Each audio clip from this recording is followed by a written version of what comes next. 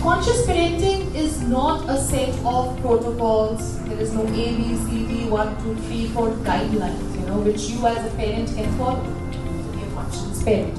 Rather, it's the set of belief, to develop your child in the right fashion. If I go by the traditional approach, for example, you want to ask your toddler to clear up all the clutter which he has done of the toy, what would the toddler do? Do you think these are great? Of course not. Okay. So what would you do? The mother will start to dominate. That's the traditional approach. But as a conscious parent, instead what you should do, you might just go down to the child's eye level. Sorry, I'm interrupting you. You might just go to the child's eye level, okay, and say, hi. Maybe you are your toddler, maybe you're pretending that you're a child. You call, can you please clear your toys? You have created so much of a mess. Why don't you pick up your toys and make it very nice and clean with a group full of us? What do you think the child will do now?